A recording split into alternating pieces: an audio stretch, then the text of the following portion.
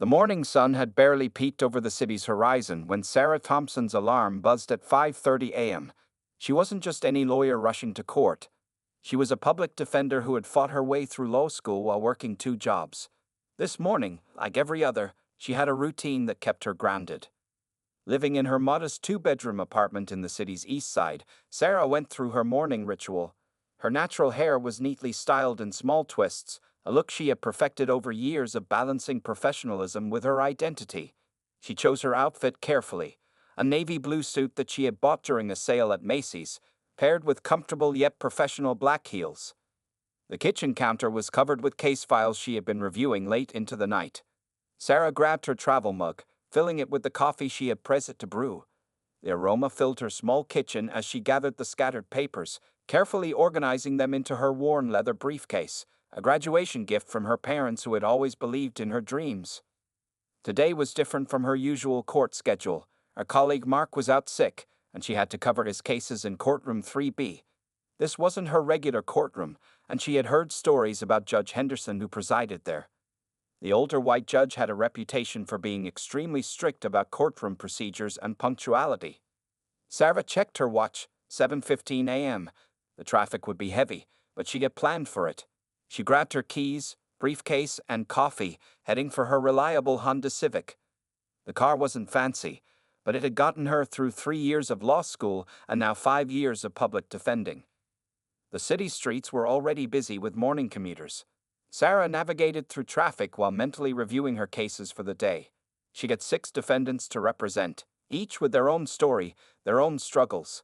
As she waited at a red light, she quickly checked her phone, 3 new emails from clients' families, and a text from her mother wishing her a good day. Pulling into the courthouse parking lot at 8:10 a.m., Sarah felt confident. She had 50 minutes before her first case. The courthouse steps were already crowded with people, defendants, lawyers, court staff, all moving with purpose. She noticed some familiar faces and exchanged quick greetings with fellow public defenders. The security line moved slowly. Sarah watched as private attorneys with special badges walked through a separate, faster line. It was just another reminder of the different worlds that existed within the justice system. When it was finally her turn, she placed her briefcase on the conveyor belt, removed her shoes, and walked through the metal detector. Inside, the courthouse hallways were a maze of activity. Sarah stopped by the public defender's office on the second floor, checking her mailbox for any last-minute case updates. The office was busy as usual, phones ringing, copy machine humming, and tired attorneys discussing cases over coffee. Her colleague Jessica rushed past, then stopped and turned back. "Hey Sarah, heads up. Henderson's in a mood today. Something about his car breaking down this morning." Sarah nodded, grateful for the warning. This kind of information sharing was common among public defenders. They looked out for each other. Checking her watch again, 8:45 a.m., Sarah headed to courtroom 3B to review her files before the session began. The wooden benches outside the courtroom were already filled with nervous defendants and their families. She recognized one of her clients, a young man charged with a minor drug offense, and gave him a reassuring nod. As she settled onto a bench, spreading out her files, Sarah felt the familiar mix of determination and responsibility that came with her role. Each file represented someone's life, someone's future. She had chosen this path not for the money.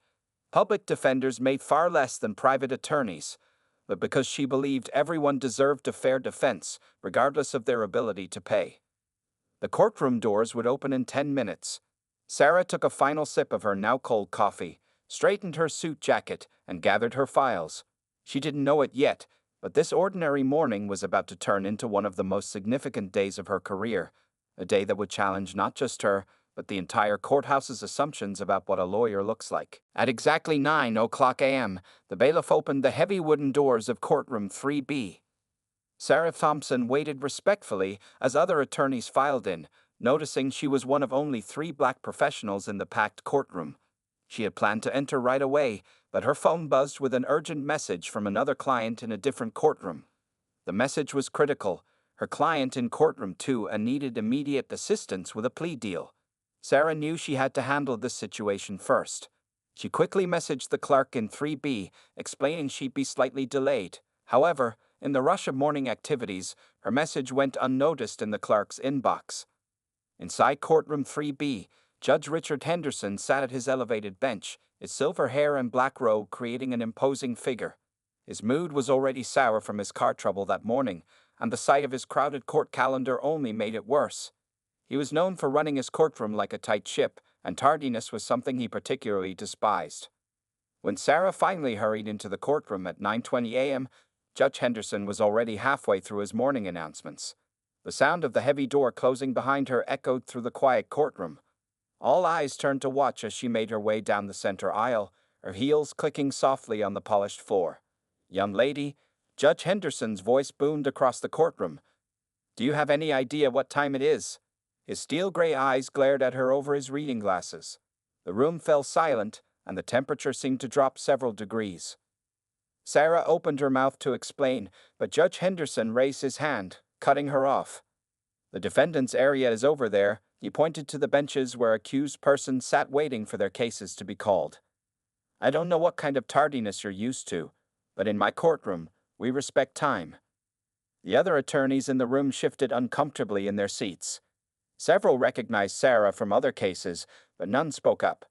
The bailiff, who had seen Sarah numerous times in other courtrooms, was busy with paperwork and hadn't noticed the unfolding situation. "Your Honor, Sarah began again, her voice calm and professional despite the humiliation burning in her chest. But Judge Henderson wasn't finished. "Do you know what contempt of court is?" he asked, his voice dripping with condescension. "It's when someone shows disrespect for the court's authority. Being 20 minutes late shows exactly that kind of disrespect." Sarah stood her ground, maintaining her composure even as she felt the stares of everyone in the courtroom. Some spectators were whispering to each other, while others looked away uncomfortably. She could see a few people recording the incident on their phones, though courthouse rules prohibited such activity. "I'm going to fine you $500 for contempt," Judge Henderson continued, already reaching for his gavel. "Maybe that will teach you the importance of punctuality in a court of law." The court clerk, finally looking up from her computer, widened her eyes in recognition of Sarah. She started to say something, but Judge Henderson was on a roll. "Furthermore, where is your attorney? Don't tell me you're representing yourself." His tone suggested he found the very idea ridiculous. "If you can't even make it to court on time, I highly doubt you're qualified to." Sarah reached into her briefcase, her hand steady despite the situation. The judge's face grew redder with what he perceived as continued defiance. A few feet away, the prosecutor, who had worked with Sarah on several cases in other courtrooms, finally recognized her and began to stand up.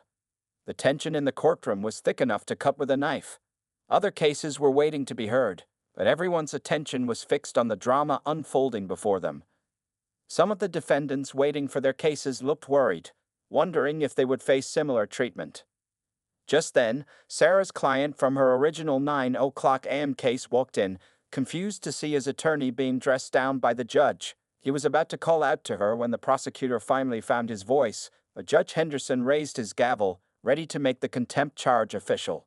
The morning was about to take a turn that would shake the foundations of Judge Henderson's carefully ordered world, and nobody in the courtroom was prepared for what would happen next. As Judge Henderson's gavel hovered in the air, Sarah Thompson maintained her professional composure.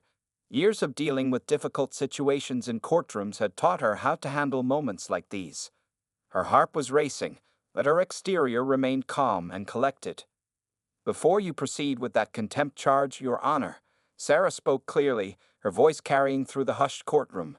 She reached into her briefcase again, this time pulling out several items. The judge's face twisted with annoyance at what he perceived as further defiance. "Young lady, I don't know what you think you're doing, but—" Judge Henderson began, but Sarah continued her movements with deliberate care. She wasn't just pulling out random papers. She was following a strategy she had learned early in her career, when faced with prejudice, respond with undeniable professionalism. The prosecutor, Tom Martinez, had finally gotten to his feet. "Your Honor, if I may," he started, but Judge Henderson waved him down impatiently. The judge's face had turned an even darker shade of red, matching the burgundy curtains behind his bench. Sarah laid out her items on the defense table one by one, her bar card, her official court ID, her case files, and her appointment letter as a public defender. Each item made a soft sound in the silent courtroom as it touched the wooden surface. Some of the other attorneys present began to shift uncomfortably in their seats, recognizing what was about to unfold. "I don't know what kind of game you're playing," Judge Henderson's voice boomed, "but showing me random papers isn't going to." "Your Honor," Sarah interrupted firmly but respectfully, something she rarely did with judges. "My name is Sarah Thompson. I've been a member of the State Bar for 5 years. I'm a public defender, and I have 6 cases on your docket this morning." The silence in the courtroom grew even deeper. The court reporter's fingers hovered over her keyboard. The bailiff, who had finally looked up from his paperwork, winced as he recognized Sarah from previous cases in other courtrooms. Judge Henderson's hand, still gripping the gavel, began to tremble slightly. His eyes moved from Sarah's face to the documents on the table, then back to her face. The realization of his mistake was starting to dawn on him, but his pride made him hesitate. "I was delayed this morning because I had an emergency with another client in courtroom 2A, Sarah continued, her voice steady. "I sent a message to inform the court, though I understand it may not have been received. I apologize for my tardiness, but I am here now to represent my clients." Several people in the gallery had pulled out their phones again, despite the court rules against recording. This moment felt historic to everyone present. The young intern sitting in the back row was frantically taking notes on a legal pad. Judge Henderson's face had begun to change color again, this time from red to an uncomfortable pale shade. He slowly lowered his gavel, setting it down with a soft thud that echoed in the silent room. The court clerk looked like she wanted to sink into the floor, having finally found Sarah's message in her unread emails. Sarah stood straight, her navy blue suit crisp and professional, her natural hair perfectly styled, every inch the competent attorney she had worked so hard to become. She waited patiently as Judge Henderson struggled to find his next words. Behind her, the gallery was packed with defendants, family members, and other attorneys, all watching this confrontation with bated breath. Her client, Marcus Johnson, whose case was supposed to be first on the docket, sat with a mixture of pride and concern on his face. The courtroom's old clock ticked loudly on the wall, marking each uncomfortable second that passed. The morning sun streamed through the high windows, casting dramatic shadows across the scene. It highlighted the stark contrast between Sarah's dignified stance and the judge's increasingly uncomfortable demeanor. Finally, Judge Henderson cleared his throat. The next words he would speak would either escalate the situation further or begin to address the serious error in judgment he had made. The entire courtroom waited, sensing that they were witnessing a moment that would be talked about in legal circles for years to come. Sarah remained standing, her documents still laid out before her, a silent testament to her qualifications and right to be there. She had faced prejudice before, but never so blatantly, and never with so many witnesses. The next few moments would determine not just how this morning would proceed, but potentially the future of diversity and respect in this courthouse. The tension in courtroom 3B could be cut with a knife as Judge Henderson struggled to find his words. The morning sun streaming through the tall windows seemed to spotlight Sarah Thompson's credentials lying on the defense table, her bar card, court ID, and case files telling a story very different from what the judge had assumed. Ms. Thompson, Judge Henderson finally spoke, his voice notably softer than before. His hands fidgeted with his reading glasses, a nervous habit he'd developed over his 30 years on the bench. "I see you are indeed an officer of this court." Sarah remained standing, her posture perfect, hands clasped professionally in front of her. "Yes, Your Honor. I've been with the Public Defender's Office for 5 years. I'm covering for my colleague Mark Wilson today, who is out sick." Her voice was clear and steady, carrying to every corner of the now silent courtroom. The court clerk, Jenny Martinez, had finally found Sarah's email about being delayed. "Your Honor," she spoke up, her voice trembling slightly. "Ms. Thompson did send notice about her brief delay. I apologize for not bringing it to your attention earlier." Judge Henderson's face cycled through several emotions: embarrassment, shame, and something that looked like fear. His reputation for being tough, but fair was crumbling before everyone's eyes. The morning's events were revealing biases he hadn't even recognized in himself. "I have 6 cases on today's docket," Sarah continued professionally, picking up her first case file. The first is State versus Marcus Johnson, case number 2024 CR 789. Mr. Johnson is present and ready to proceed. She gestured to her client, who sat proudly watching his attorney handle the situation with grace. The other attorneys in the courtroom began shuffling their papers, trying to look busy while still watching the scene unfold. The prosecutor, Tom Martinez, remained standing, ready to support his colleague if needed. He had worked with Sarah on numerous cases and knew her to be one of the most prepared attorneys in the courthouse. Judge Henderson removed his glasses, cleaning them with his handkerchief, another nervous habit. The action gave him a few moments to collect his thoughts. When he looked up again, the entire courtroom could see the struggle playing out on his face. "Miss Thompson," he began again, his voice carrying the weight of his realization, "it appears I have made a serious error in judgment this morning." The words seemed to pain him, but he forced them out. "Not only did I fail to allow you to identify yourself, but I made assumptions that were inappropriate for any judge to make." Sarah nodded slightly, acknowledging his words while maintaining her professional demeanor. Behind her, several members of the gallery were still recording on their phones, despite the bailiff's half-hearted attempts to stop them. This moment felt too important to go undocumented. "Your Honor," Sarah responded, "I appreciate your acknowledgement. With your permission, I'm prepared to proceed with Mr. Johnson's case." She was offering him a professional courtesy, a way to move forward while acknowledging what had happened. The young intern in the back of the courtroom was still scribbling furiously on his legal pad. He had been assigned to observe court proceedings for his law school class. He never expected to witness such a significant moment in legal ethics and professionalism. Judge Henderson straightened in his chair, visibly trying to regain his composure. "Before we proceed, Miss Thompson, I believe I owe you and this court a more formal apology." His voice had lost its earlier arrogance, replaced by a tone of genuine regret. The morning sun had fully risen now, flooding the courtroom with light. It illuminated Sarah's credentials still lying on the table, the judge's troubled face, and the diverse crowd of people watching this moment of reckoning in the justice system. Sarah stood patiently, her case file open before her, ready to move forward with her client's case. She had transformed what could have been an ugly confrontation into a teaching moment, maintaining her dignity while forcing others to confront their prejudices. The next words Judge Henderson would speak would be crucial, not just for this morning's proceedings, but for the future of his courtroom and perhaps the entire courthouse. The weight of the moment hung in the air as everyone waited to hear how he would address his obvious bias and begin to make things right. The courthouse clock showed 10:15 a.m. as Judge Henderson cleared his throat, preparing to address the packed courtroom.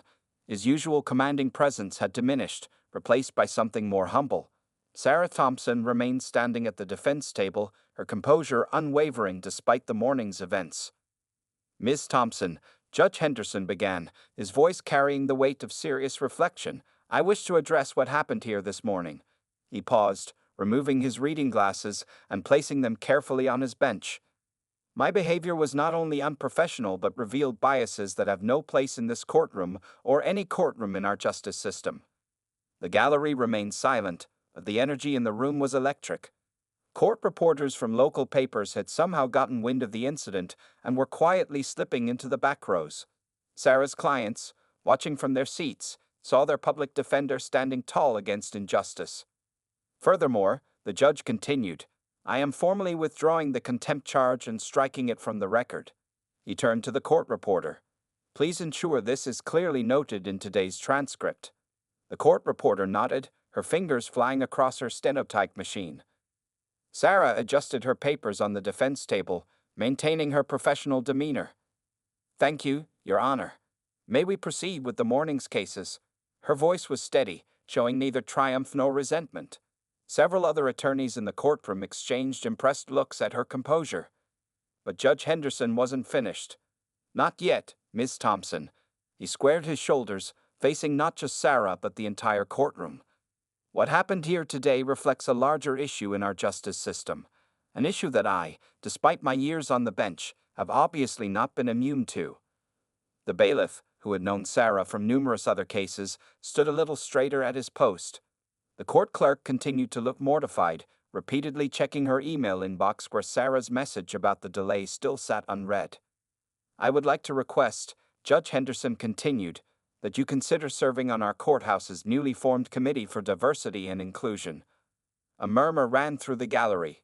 This committee had been created recently, but hadn't yet held its first meeting. Your experience and professionalism would be invaluable. Sarah took a moment before responding, conscious of the weight of this request. "I appreciate the offer, Your Honor.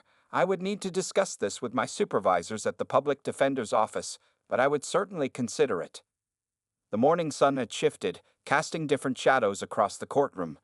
The American flag behind the judge's bench seemed to stand out more prominently now, its promise of justice for all taking on new meaning in light of the morning's events. Several of Sarah's fellow public defenders had slipped into the courtroom, having heard about the incident through the courthouse grapevine. They sat in the back, showing silent support for their colleague. Among them was Mark Wilson, who had called in sick, but came in after hearing what happened to Sarah while covering his cases. "Very well," Judge Henderson nodded. "Now, regarding the cases on today's docket." He paused, looking at Sarah with new respect. "Ms. Thompson, would you please proceed with your first case?" As Sarah began presenting her first case, the atmosphere in the courtroom had transformed. The other attorneys watched her with admiration, her clients with pride, and even the prosecutor seemed to be paying extra attention to her arguments. The court clerk had begun making calls during brief breaks between cases, and by lunchtime, the story had spread throughout the courthouse. What had started as a hostile confrontation had evolved into a moment of recognition and potential change. Judge Henderson handled the remaining cases with a noticeably different demeanor. He listened more carefully, asked more thoughtful questions, and showed more patience with everyone who appeared before him. The morning's incident had shaken him out of long-held patterns and assumptions. As the morning session drew to a close, it was clear to everyone present that they had witnessed something significant. This wasn't just about one judge's mistake or one attorney's dignity. It was about the ongoing struggle for equality and respect in the justice system. Sarah gathered her files, preparing for her afternoon cases in another courtroom. She knew that while this morning's events might lead to positive changes, there was still much work to be done.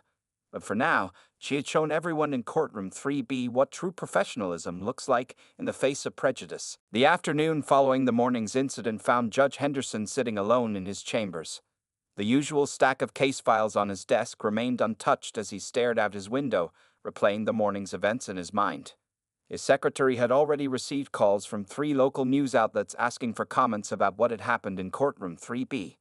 At 3:30 p.m., there was a knock on his door. "Come in," he called out, turning to find the chief judge of the courthouse, Patricia Martinez, entering his office. Her expression was serious as she took a seat across from him. "Richard," she began, her tone measured, "we need to discuss what happened this morning." She placed her tablet on his desk, showing him a social media post that had already gathered thousands of views. Someone had managed to record part of the incident despite the courthouse's no recording policy. Judge Henderson nodded slowly, removing his reading glasses. "Patricia, I made a terrible mistake this morning. One that I fear reveals problems I didn't even know I had." His voice carried the weight of genuine realization. Meanwhile, in the public defender's office, Sarah Thompson sat with her supervisor, James Wilson, discussing the morning's events. The office had been buzzing all day with attorneys and staff members stopping by to check on her. The chief judge called. James informed her, leaning back in his chair. "They want to make this right, Sarah. Not just with words, but with real changes." He pushed a folder across his desk. "They're proposing a comprehensive diversity training program for all courthouse staff, starting with the judges." Sarah picked up the folder, thinking about all the young lawyers who would come after her. "It's not just about me," she said thoughtfully. "It's about making sure this doesn't happen to anyone else." Back in Judge Henderson's chambers, the chief judge was outlining the steps that needed to be taken. "First," she explained, "you'll need to make a formal apology in open court tomorrow morning. Then we're implementing mandatory diversity training for all judicial staff." Judge Henderson looked down at his hands, then back up at his superior. "I've been on this bench for 30 years, Patricia. I've always prided myself on being fair, on following the law." He paused, his voice growing quieter. "Today showed me that maybe I haven't been as fair as I thought." By late afternoon, Sarah's phone was filled with messages from other black attorneys sharing similar experiences. Many had kept quiet about their own encounters with prejudice, afraid of consequences to their careers. Her stand in court that morning had given them hope and courage. At 4:45 p.m., Judge Henderson's secretary brought him a draft of tomorrow's public apology. He read it, then set it aside, pulling out a fresh piece of paper. "No," he said quietly. "These need to be my own words." In the courthouse cafeteria, a group of young law clerks discussed the morning's events. "Did you see how she handled it?" one asked admiringly. "No shouting, no anger, just pure professionalism." Another added, "That's going in the law school textbooks for sure." As the day drew to a close, Sarah packed up her files, preparing to head home. On her desk sat an official letter inviting her to chair the Courthouse Diversity Committee. Next to it was a handwritten note from Judge Henderson, requesting a private meeting to personally apologize. The courthouse security guards, who had always known and respected Sarah, gave her special nods as she left the building. One of them, Officer Johnson, spoke up. "Miss Thompson, what you did today, that was something special. My daughter wants to be a lawyer, and now I can tell her this story." In his chambers, Judge Henderson finished writing his apology for the next day. It wasn't just a formal statement. It was a pledge to do better, to be better. He looked at the family photos on his desk, wondering what his grandchildren would think if they knew about today. As the sun set over the courthouse, both Sarah and Judge Henderson reflected on the day's events. For Sarah, it was another battle in a long fight for respect and equality. For Judge Henderson, it was the beginning of a profound change in how he viewed his role in the justice system. The next morning would bring its own challenges, but something had shifted in courtroom 3B that day. A mistake had turned into a moment of learning, and perhaps the start of real change. 3 weeks had passed since the incident in courtroom 3B, and the changes in the courthouse were becoming visible. The morning sun streamed through the windows as Sarah Thompson walked through the security checkpoint, noticing the new signs posted prominently: "Respect and dignity for all, our courthouse policy." Today was the first official meeting of the expanded Courthouse Diversity and Inclusion Committee, and Sarah, as the newly appointed chairperson, had arrived early to prepare. The conference room was already set up with materials she had helped develop: training guides, policy drafts, and statistical reports showing the demographic makeup of courthouse staff. Judge Henderson sat in his chambers, reviewing his notes for the committee meeting. The past weeks had been transformative for him. He had personally reached out to minority lawyers who had appeared in his courtroom over the years, listening to their experiences. The conversations had been difficult but necessary. "Your Honor," his secretary called through the intercom, "the diversity committee members are arriving." He gathered his materials, noticing his hands were slightly shaky. Despite his 30 years on the bench, he felt like a student again, learning lessons he should have learned long ago. The conference room filled quickly. Sarah watched as judges, attorneys, court staff, and even security personnel took their seats. The room buzzed with conversation. This was the first time many of these people had sat together as equals, discussing the future of their courthouse. "Before we begin," Sarah stood at the head of the table, her voice clear and confident. "I want to thank everyone for being here. Real change happens when we're all willing to learn and grow together." Her eyes met Judge Henderson's briefly, and he nodded in acknowledgement. The changes were already showing results. In the 3 weeks since the incident, the courthouse had implemented several new policies. A formal dress code policy that explicitly prohibited assumptions about professional attire based on race or culture. A new system for announcing and identifying attorneys in courtrooms. Mandatory diversity training for all courthouse personnel, from judges to security staff. A confidential reporting system for bias incidents. During the meeting, a young black law clerk shared her experiences. "Last week," she said, her voice steady, "a judge asked for my credentials before letting me enter his chambers. But this time, he asked everyone who came in, regardless of their appearance. That's progress." Judge Henderson, who had been quietly taking notes, spoke up. "3 weeks ago, I made a mistake that opened my eyes. But it's not enough to just feel bad about our biases. We'd have to actively work to change them." The room fell silent, listening to his words. Sarah watched as other committee members began sharing their own stories and suggestions. The court interpreter spoke about language access issues. A disabled attorney discussed courthouse accessibility. A Muslim lawyer shared her experiences with prayer time accommodations. The courthouse staff had started calling it the Thompson effect. How one moment of confronting bias had sparked a wave of positive changes. Other courthouses in the state had begun requesting copies of their new policies and training materials.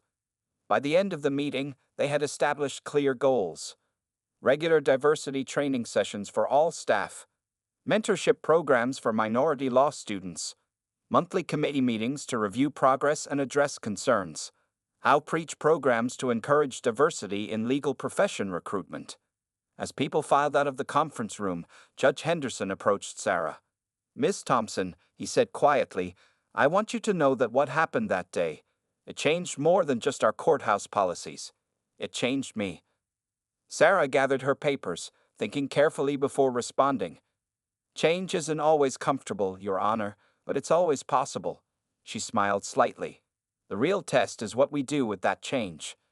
Later that afternoon, Sarah received an email from the State Bar Association. They wanted her to speak at their annual conference about implementing diversity initiatives in the legal system. The subject line read, "Your experience is creating ripples statewide." As she walked through the courthouse hallway, Sarah passed a group of law students touring the building. Their guide was explaining the new policies and pointing out the Diversity Committee's mission statement, now prominently displayed in the main lobby. The day ended with a brief ceremony where the chief judge unveiled a new plaque in the courthouse entrance. It read, "Justice sees no color, gender, or creed, but we must ensure those who serve justice see and respect all."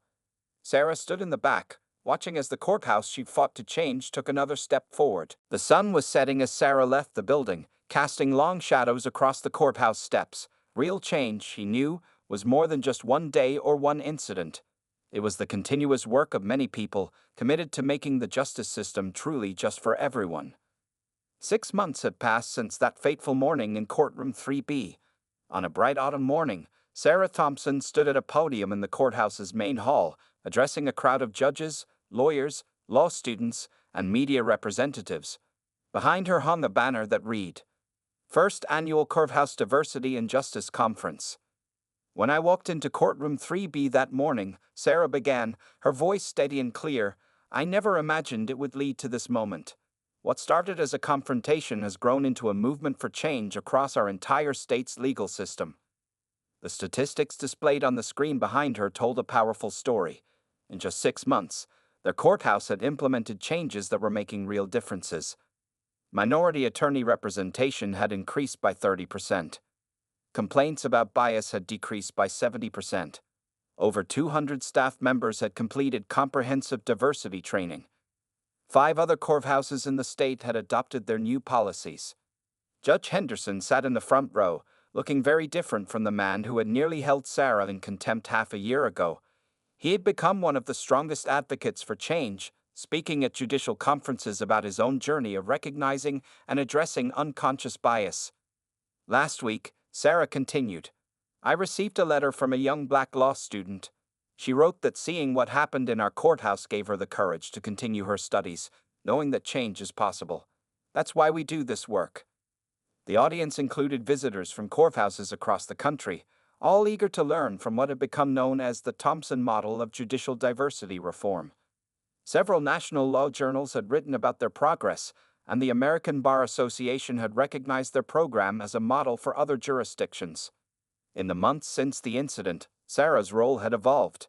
While she continued her work as a public defender, she also led monthly diversity training sessions for new court employees, mentored minority law students, advised other courthouses on implementing similar programs, collaborated with judges to revise courtroom procedures. The most significant change was visible in the daily operations of the courthouse. Gone were the suspicious glances and assumptions about who was a lawyer and who wasn't. Security guards greeted everyone with the same respect. Judges asked for credentials uniformly, regardless of appearance. "But our work isn't finished," Sarah addressed the crowd. "Real change isn't just about policies and procedures. It's about changing hearts and minds, about making sure every person who walks through these doors knows they will be treated with dignity and respect." Judge Henderson stood up to speak next. His voice carried the wisdom of someone who had learned difficult but valuable lessons. 6 months ago, I made a mistake that could have ended very differently. Thanks to Ms. Thompson's professionalism and grace, it became an opportunity for growth instead of division. The conference included workshops, panel discussions, and testimonials from courthouse staff and visitors. A young Latino attorney shared how the new policies had made him feel more confident in court. A Muslim law clerk described how the prayer room accommodation had improved her work life. During the lunch break, Sarah noticed a group of high school students touring the courthouse. Their teacher was explaining how one incident had sparked changes that were now spreading across the country's legal system. The students looked at Sarah with admiration as she passed by. Later that afternoon, Sarah received news that brought tears to her eyes. The State Bar Association had created a new annual award, the Thompson Award for Excellence in Promoting Diversity in the Legal System. She would be its first recipient. As the conference drew to a close, Sarah stood with Judge Henderson for a photo that would appear in the Bar Association Journal. "Did you ever imagine," he asked her, "that one morning could lead to all this?" Sarah thought about all the future lawyers, judges, and courthouse staff who would benefit from these changes. "Sometimes," she replied, "the biggest changes start with the smallest moments of courage." The day ended with the unveiling of a permanent exhibition in the courthouse lobby, documenting the journey from that tense morning in courtroom 3B to the sweeping changes that followed. The final panel read, "Justice is not just about laws on paper. It's about how we treat each person who seeks justice in these halls." As Sarah walked down the courthouse steps that evening, she saw her reflection in the building's glass doors, a strong, professional woman who had turned a moment of prejudice into a movement for change. The sun was setting, but the legacy of that morning in courtroom 3B would continue to shine for years to come.